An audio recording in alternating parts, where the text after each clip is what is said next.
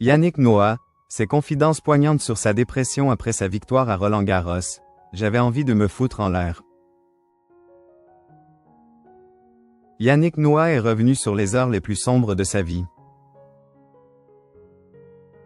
Il témoigne dans le film documentaire Santé mentale, Briser le tabou, diffusé sur M6 ce mardi 6 mai, sur les idées suicidaires qui ont fait suite au plus grand moment de sa carrière.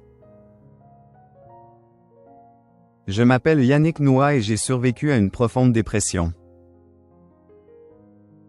C'est ainsi que le tennisman, 11 fois élu personnalité préférée des Français, s'est présenté face aux caméras du documentaire Santé mentale, Briser le tabou, diffusé sur M6 ce mardi 6 mai. Sans phare, il revient sur cette période compliquée, qui a commencé juste après sa victoire à Roland-Garros, en juin 1983. Pourtant, tout semble lui sourire, tous les gens que j'aimais étaient là. Mon père saute sur le court. C'était parfait, le bonheur, c'était de gagner cette coupe.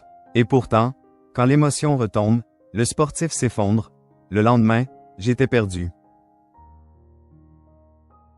Après avoir repris son souffle, visiblement ému, il se souvient, tous les gens autour de moi pensaient que je vivais ma meilleure vie.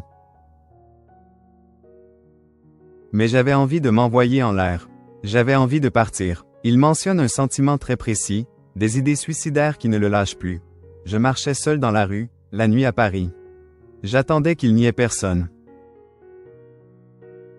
Je regardais la scène et je me disais, je me jette.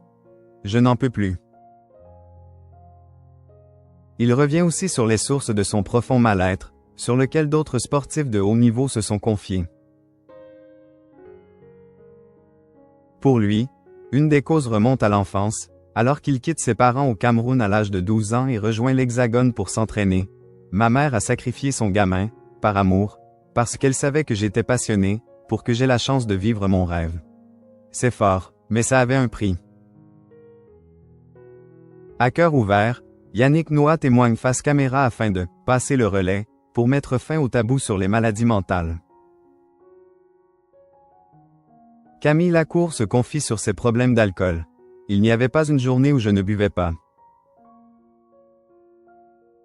Outre Yannick Noah, des personnalités comme Michel Bernier et Florent Manodou prennent également la parole dans ce film. Camille Lacour, lui, y avoue sa lutte contre la dépression mais aussi contre les addictions. En amont de sa diffusion, il avait confié aux Parisiens. À l'époque, j'avais ma fille une semaine sur 2.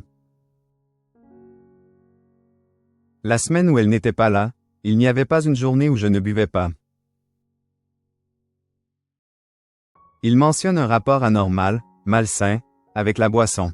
J'ai senti le gouffre de l'alcool qui pouvait m'appeler. C'est aussi pour se battre contre le tabou qu'il prend la parole aujourd'hui. Les premières fois qu'on évoque ce sujet, c'est dur de s'entendre, moi, j'en avais pleuré. Mais c'était important de dire que ça pouvait arriver et qu'on pouvait s'en sortir.